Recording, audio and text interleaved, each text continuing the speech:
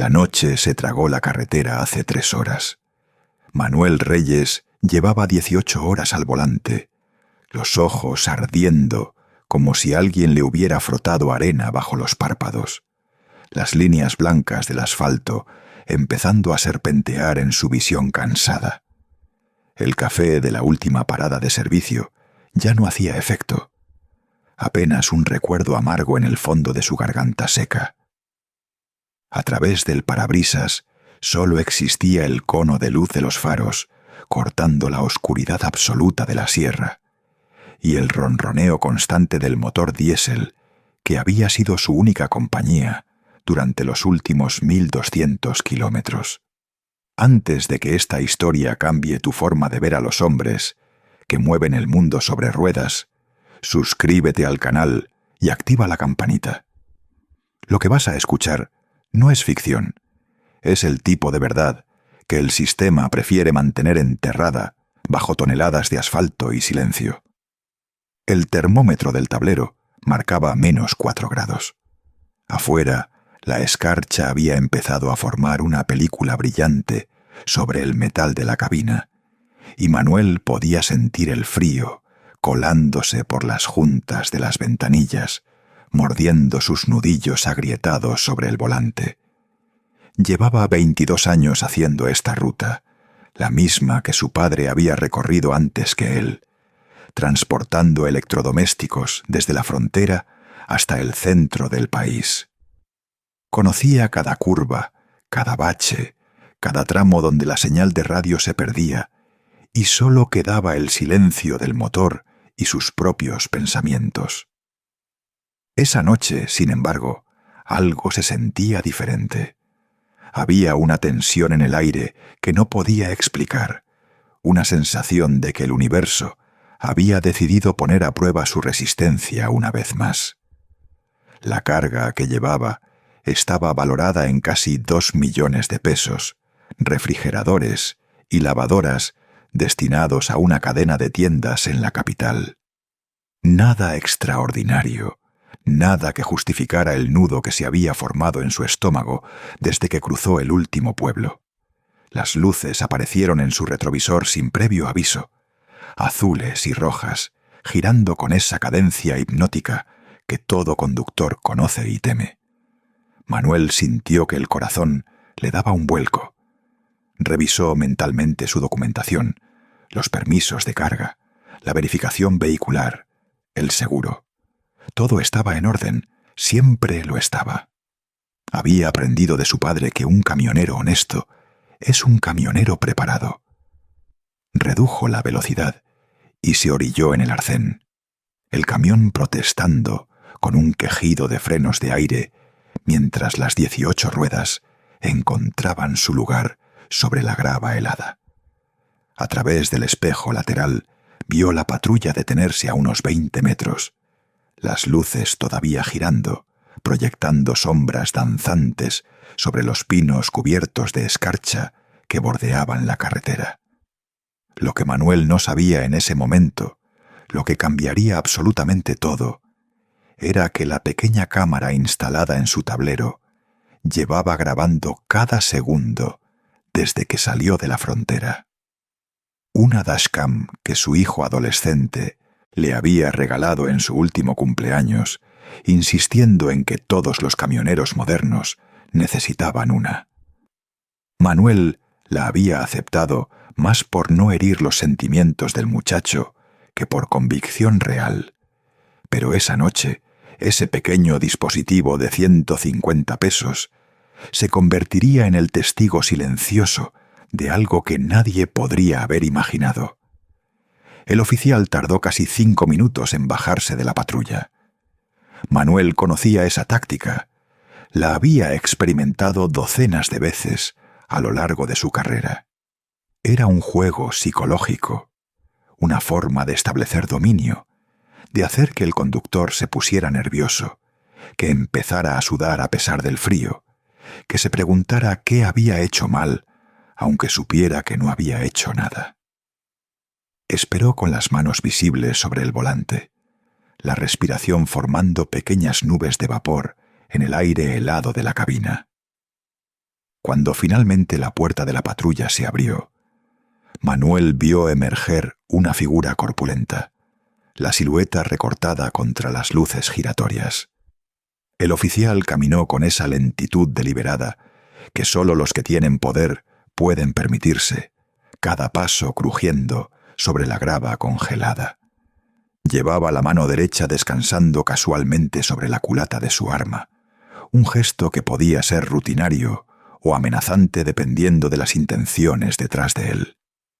La linterna golpeó el rostro de Manuel sin previo aviso, cegándolo momentáneamente. Parpadeó, tratando de distinguir las facciones del hombre detrás de la luz. «Documentos», ordenó una voz grave, sin saludo, sin explicación. Manuel ya tenía todo preparado. Licencia de conducir, tarjeta de circulación, póliza de seguro, manifiesto de carga, permiso de tránsito federal. Los entregó a través de la ventanilla entreabierta, sintiendo el mordisco del aire helado en sus dedos. El oficial tomó los papeles sin mirarlos realmente, sus ojos escaneando el interior de la cabina con una intensidad que hizo que Manuel sintiera un escalofrío que no tenía nada que ver con el frío. Había algo en esa mirada, algo calculador, algo que no pertenecía a una simple revisión de rutina. «Baja del vehículo», ordenó el oficial, dando un paso atrás. Manuel obedeció, sus articulaciones protestando después de tantas horas sentado. El frío lo golpeó como un puñetazo, atravesando su chamarra de mezclilla como si no existiera. Se paró junto a la puerta del camión, las manos visibles. La postura sumisa que había aprendido era la más segura cuando trataba con la autoridad en carreteras solitarias. El oficial se llamaba Rodrigo Mendoza, aunque Manuel no lo sabría hasta mucho después. Llevaba 12 años en la corporación, los últimos 4 asignado a este tramo de carretera que atravesaba la sierra, una zona donde las patrullas eran escasas y la supervisión prácticamente inexistente. Era el tipo de lugar donde un hombre con placa podía hacer prácticamente cualquier cosa sin consecuencias, y Mendoza lo sabía mejor que nadie. «Abre la caja», ordenó, señalando con la linterna hacia la parte trasera del tráiler. Manuel caminó hacia atrás, sus botas resbalando ligeramente sobre el asfalto helado. Rompió el sello de seguridad y abrió las puertas del contenedor, revelando filas perfectamente organizadas de cajas de cartón, con logos de marcas reconocidas de electrodomésticos. Todo exactamente como debía estar, exactamente como aparecía en el manifiesto de carga. Mendoza subió al tráiler con una agilidad sorprendente para su corpulencia. Manuel lo observó desde abajo, los brazos cruzados sobre el pecho, tratando de conservar algo de calor. Mientras el oficial movía cajas, abría algunas al azar, revisaba etiquetas y códigos de barras con su linterna. El proceso duró casi 20 minutos, 20 minutos de frío penetrante y silencio tenso, interrumpido solo por el sonido del viento silbando entre los pinos y el ocasional crujido de cartón. Cuando Mendoza finalmente bajó del tráiler, su expresión había cambiado. Ya no era la máscara profesional de un oficial haciendo su trabajo. Había algo más ahí, algo que Manuel reconoció con un hundimiento en el estómago. Era la mirada de un depredador que ha encontrado a su presa. «Tenemos un problema», dijo Mendoza, su voz adoptando un tono casi conversacional que resultaba más amenazante que cualquier grito. Manuel sintió que el mundo se detenía por un momento. Sabía que no había ningún problema, que su carga era legítima, que sus papeles estaban en orden. Pero también sabía, con la certeza que dan 2 décadas de carretera, que eso no importaba. No aquí, no ahora, no con este hombre. «El manifiesto dice que llevas 120 unidades», continuó Mendoza, hojeando los papeles con fingida atención. «Pero yo conté 123. Eso es mercancía no declarada, contrabando. Era mentira. Manuel lo sabía con absoluta certeza, porque él mismo había supervisado la carga en el almacén de origen, había contado cada caja, había verificado cada número. Pero la palabra de un camionero contra la de un oficial de policía en una carretera desierta a las 3 de la mañana no valía nada, absolutamente nada. Eso no es posible, intentó Manuel, su voz más firme de lo que se sentía. Yo mismo conté la carga. Son exactamente 120 unidades. Mendoza sonrió, y esa sonrisa fue peor que cualquier amenaza verbal. Era la sonrisa de alguien que sabe que tiene todo el poder y está a punto de usarlo. Mira, amigo, dijo, acercándose hasta que Manuel pudo oler el café rancio en su aliento. Podemos hacer esto de 2 maneras. La primera es que te llevo detenido por contrabando, confisco tu carga y tu camión, y pasas los próximos meses tratando de demostrar tu inocencia desde una celda, mientras tu familia se pregunta ¿qué pasó contigo? La segunda es que llegamos a un acuerdo entre caballeros y cada quien sigue su camino. Manuel había escuchado historias como esta toda su vida. Historias susurradas en las paradas de camiones, en los comedores de carretera, en las largas noches de espera en los andenes de carga. Historias de compañeros que habían perdido todo por negarse a pagar, de familias destruidas, de hombres honestos convertidos en criminales por el capricho de un corrupto con placa. Siempre había pensado que si alguna vez le tocaba a él, tendría la fortaleza para resistir, para defender su honor. Pero ahora, parado en esa carretera helada, con el frío calándole hasta los huesos y la mirada de Mendoza taladrándolo, entendió por qué tantos cedían. ¿Cuánto?, preguntó, la palabra saliendo de su boca como ceniza. La sonrisa de Mendoza se ensanchó. 20.000, en efectivo, ahora. Manuel sintió que algo se rompía dentro de él. 20.000 pesos era casi todo lo que llevaba para el viaje, el dinero para combustible, para comidas, para las casetas de peaje, para cualquier emergencia mecánica. Quedarse sin ese dinero significaba quedarse varado, significaba no poder completar la entrega, significaba perder el trabajo que había mantenido a su familia durante más de 2 décadas. No tengo tanto, mintió, aunque sabía que era inútil. Mendoza ladeó la cabeza, estudiándolo como un gato estudia a un ratón. Entonces dame lo que tengas. Y el reloj. El reloj. El reloj que su padre le había dado el día que hizo su primera entrega solo, hace 22 años. El reloj que había pertenecido a su abuelo antes que eso. Un Citizen automático con la correa de cuero gastada por décadas de uso. No valía mucho en términos monetarios, pero para Manuel era invaluable. Era la conexión con una línea de hombres que habían dedicado sus vidas a las carreteras, a mover el país sobre ruedas. El reloj no, dijo Manuel, y por primera vez su voz tembló. Mendoza dio un paso adelante, su mano moviéndose hacia la funda de su arma. No fue un movimiento rápido ni amenazante, fue algo peor.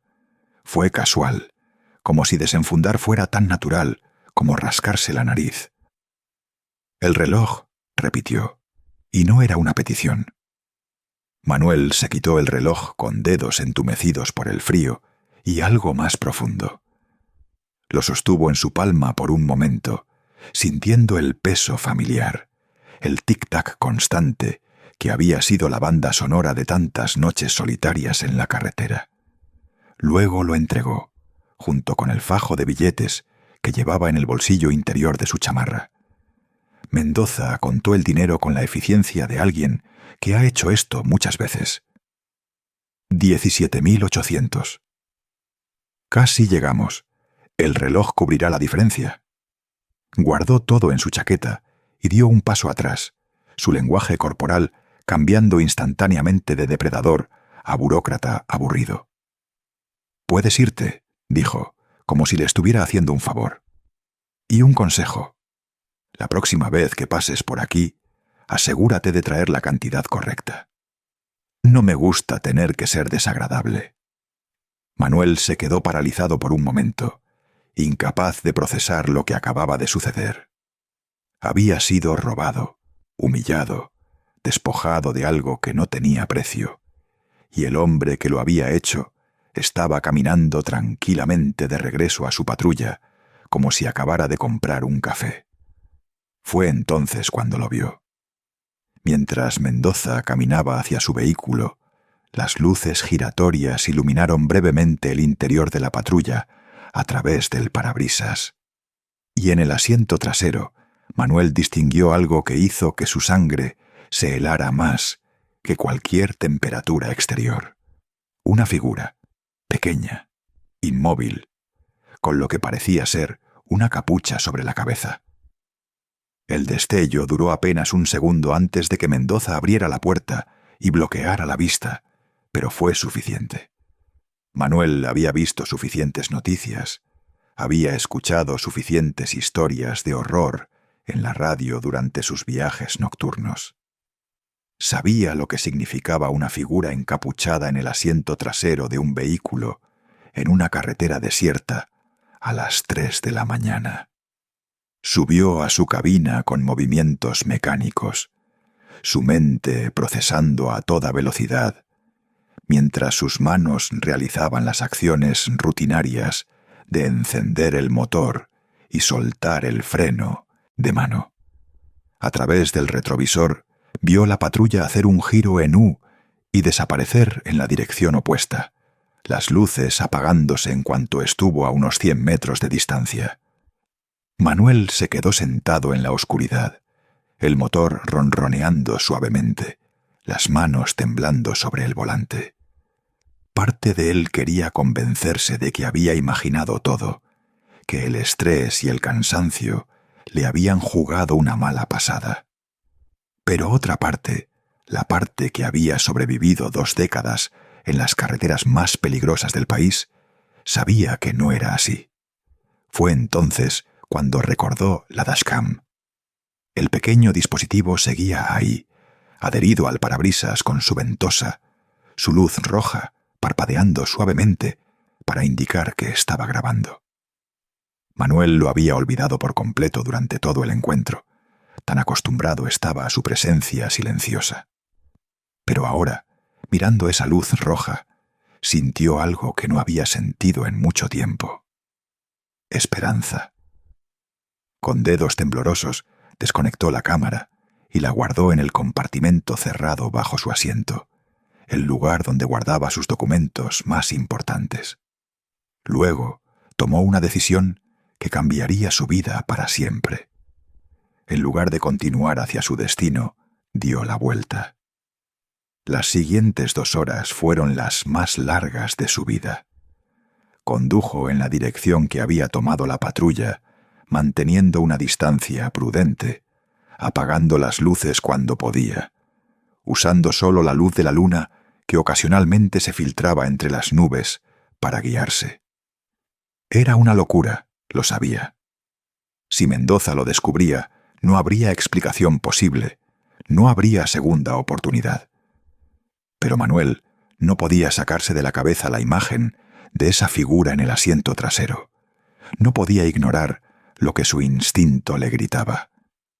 La encontró en un desvío que conocía bien, un camino de terracería que llevaba a una antigua mina abandonada.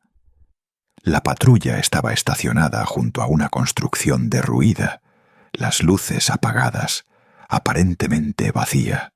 Manuel detuvo su camión a casi 1 kilómetro de distancia, en una curva que le daba cobertura visual, y apagó el motor. El silencio fue absoluto.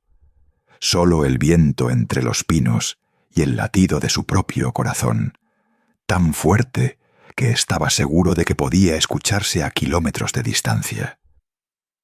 Tomó su teléfono celular, el viejo aparato que su esposa le había obligado a llevar para emergencias y marcó el número que todos los camioneros conocían de memoria. La línea de emergencias de la Policía Federal. La voz que respondió era profesional, eficiente.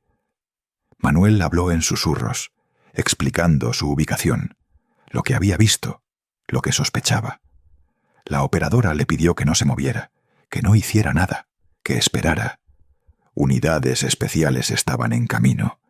La espera duró 47 minutos. Manuel los contó uno por uno, cada segundo estirándose hasta el infinito, mientras vigilaba la construcción abandonada a través de sus binoculares de emergencia. En algún momento vio movimiento. Una figura saliendo de la patrulla, arrastrando algo. Alguien. La figura pequeña que había visto antes, ahora claramente visible bajo la luz de la luna. Una niña. No podía tener más de 12 años, con las manos atadas y una bolsa de tela sobre la cabeza. Manuel sintió que el mundo se detenía. Todo el frío, todo el cansancio, todo el miedo desapareció, reemplazado por una furia helada que nunca había experimentado. Sus manos encontraron la palanca de la puerta, su cuerpo moviéndose por instinto antes de que su mente pudiera detenerlo. Pero entonces las luces aparecieron. No eran las luces giratorias de una patrulla común. Eran los faros de alta intensidad de vehículos tácticos, acompañados por el rugido de motores y el sonido inconfundible de helicópteros acercándose. En cuestión de segundos, el área alrededor de la mina abandonada se convirtió en un mar de luz y movimiento. Manuel vio todo desde su posición elevada. Vio a Mendoza intentar correr, tropezar, caer. Vio a los agentes federales rodearlo, inmovilizarlo, esposarlo con una eficiencia brutal.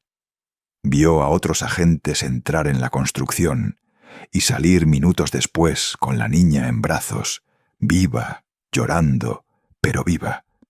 Y vio algo más. Cuando los federales abrieron el maletero de la patrulla, encontraron evidencia de otros crímenes. Documentos, fotografías, objetos personales.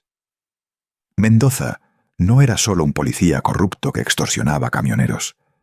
Era algo mucho peor, algo que los noticieros llamarían durante semanas el monstruo de la sierra. La investigación que siguió reveló una red de horror que se extendía por años. Mendoza había estado usando su posición y su conocimiento de las carreteras solitarias para cometer crímenes que helaban la sangre. La niña que Manuel había visto esa noche era su séptima víctima conocida, pero gracias a la intervención del camionero, fue la primera en sobrevivir. La dashcam de Manuel se convirtió en evidencia clave. No solo había grabado la extorsión, sino también el momento en que las luces de la patrulla iluminaron brevemente el interior del vehículo, revelando la presencia de la niña. Los expertos forenses pudieron extraer y mejorar esas imágenes, proporcionando pruebas irrefutables que sellaron el destino de Mendoza. El juicio duró 3 meses. Manuel tuvo que testificar, reviviendo esa noche una y otra vez bajo las luces del tribunal, las preguntas de los abogados, las miradas de los familiares de las víctimas anteriores. Fue el período más difícil de su vida, pero también el más importante, porque cada vez que flaqueaba, cada vez que quería rendirse y olvidar, recordaba la imagen de esa niña siendo arrastrada hacia la oscuridad y encontraba la fuerza para continuar. Mendoza fue condenado a cadena perpetua sin posibilidad de libertad condicional. La sentencia se leyó en una sala abarrotada, con las cámaras de televisión transmitiendo en vivo a todo el país. Manuel estaba ahí, en la primera fila, junto a la familia de la niña que había salvado. Cuando el juez pronunció el veredicto, la madre de la niña tomó su mano y la apretó con fuerza, las lágrimas corriendo por sus mejillas. «Gracias», susurró. «Gracias por no mirar hacia otro lado». Esas palabras se quedaron con Manuel mucho después de que terminara el juicio, mucho después de que las cámaras se apagaran y los periodistas encontraran otra historia que contar. Se quedaron con él durante las noches solitarias en la carretera, durante los amaneceres sobre montañas nevadas, durante los atardeceres en desiertos interminables. La historia de Manuel Reyes se convirtió en leyenda entre los camioneros de todo el país. Se contaba en las paradas de servicio, en los comedores de carretera, en las largas conversaciones por radio durante las madrugadas. Era la historia del hombre que perdió su reloj, pero salvó una vida, del camionero que se enfrentó al monstruo y ganó. Pero lo que las leyendas no cuentan, lo que Manuel guardaba para sí mismo, era el precio real de esa noche, las pesadillas que lo despertaban empapado en sudor, reviviendo el momento en que vio a la niña ser arrastrada, la paranoia que lo hacía revisar 3 veces cada patrulla que se acercaba, el peso de saber que había estado a segundos de simplemente seguir conduciendo, de ignorar lo que había visto, de convencerse de que no era asunto suyo. Ese peso, esa responsabilidad, era algo que llevaba consigo cada día. Era el recordatorio constante de que la línea entre ser un héroe y ser un cobarde es terriblemente delgada, y que a veces la única diferencia es una decisión tomada en una fracción de segundo. 6 meses después del juicio, Manuel recibió una carta. Venía sin remitente, solo su nombre y la dirección de la empresa de transportes donde trabajaba. Dentro había una sola hoja de papel con una letra infantil, temblorosa pero determinada. «Señor Manuel», decía la carta, «mi mamá me dijo que usted es la razón por la que estoy viva. No sé cómo agradecerle. Mi maestra dice que los héroes solo existen en las películas, pero yo sé que no es verdad. Usted es un héroe de verdad. Cuando sea grande, quiero ser valiente como usted. Gracias por no dejarme sola en la oscuridad. Con cariño, Sofía». Manuel leyó esa carta sentado en la cabina de su camión, estacionado en el mismo tramo de carretera donde todo había comenzado.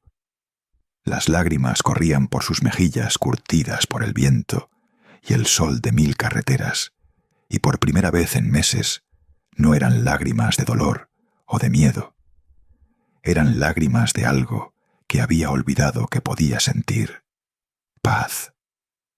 Guardó la carta en el mismo compartimento donde había escondido la dashcam aquella noche, junto a una foto de su familia y el permiso de conducir de su padre, los objetos más preciados que poseía, y luego encendió el motor y siguió adelante. Porque eso es lo que hacen los camioneros: siguen adelante, a través de tormentas y desiertos, de noches interminables y amaneceres gloriosos, de corrupción y redención.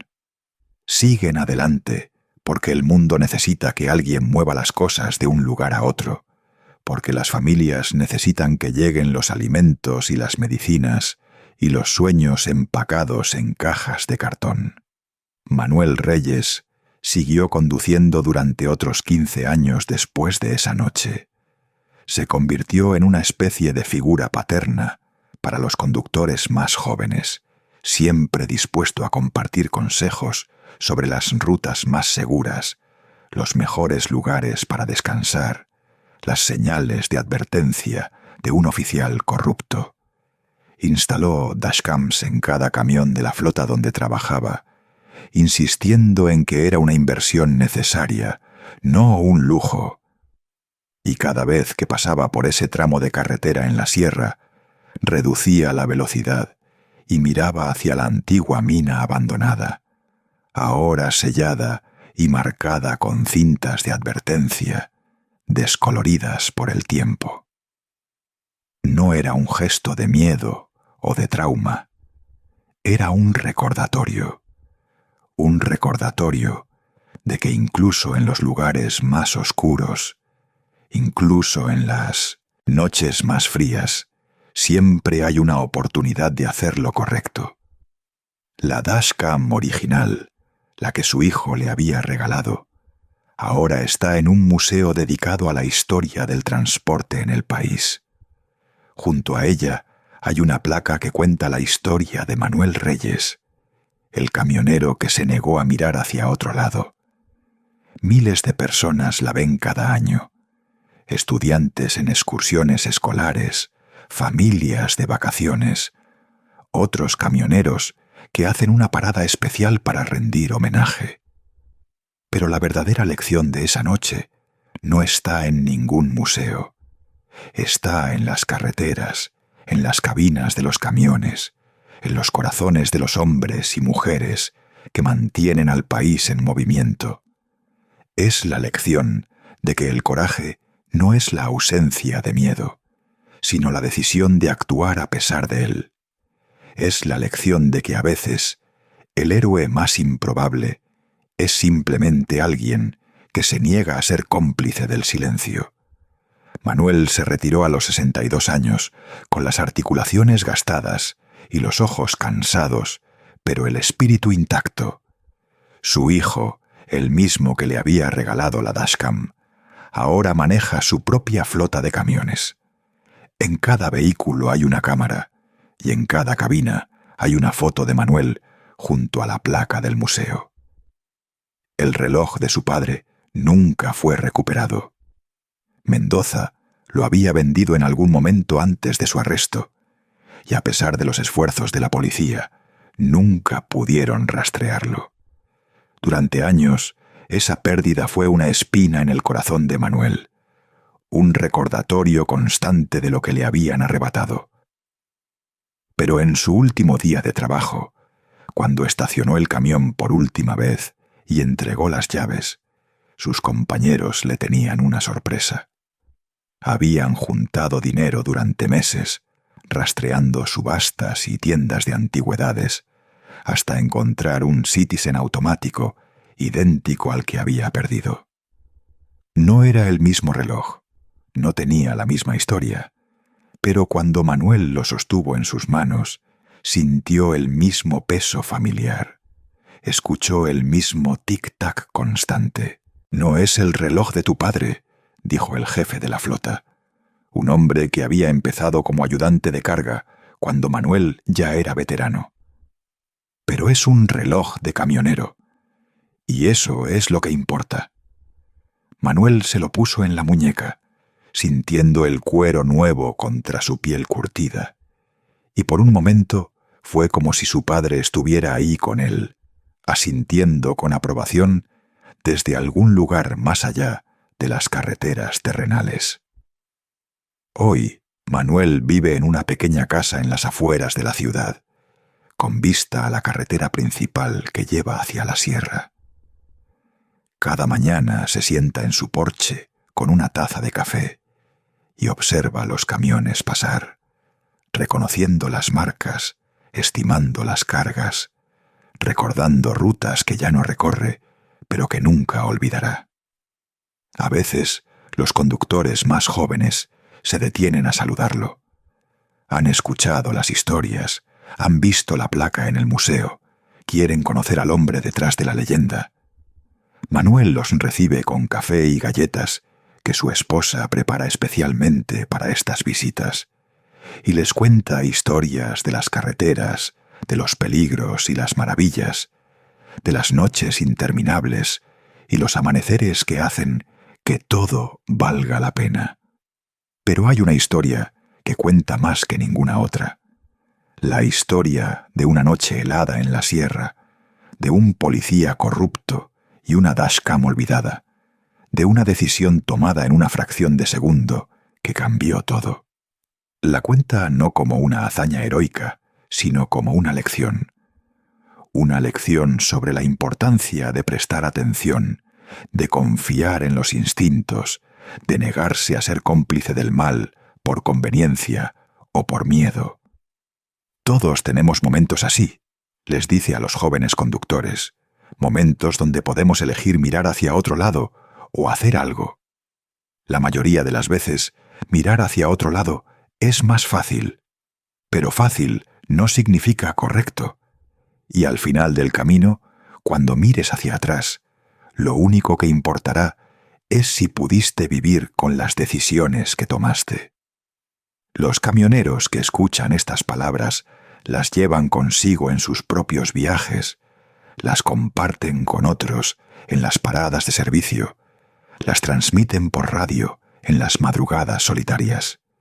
Y así, la historia de Manuel Reyes sigue viajando, kilómetro tras kilómetro, generación tras generación, un recordatorio rodante de que incluso en los lugares más oscuros, siempre hay alguien dispuesto a encender una luz. La carretera sigue ahí, serpenteando a través de la sierra, tan peligrosa y hermosa como siempre. Los camiones siguen pasando, día y noche, llevando el peso del mundo sobre sus ejes. Y en algún lugar, en alguna cabina, hay un conductor con una dashcam parpadeando en su tablero, sin saber que quizás, solo quizás, esa pequeña luz roja será testigo de algo que cambiará todo. Porque esa es la verdad de las carreteras. Nunca sabes qué espera en la próxima curva. Puede ser un amanecer glorioso o una tormenta devastadora. Puede ser un encuentro con la corrupción o una oportunidad de redención.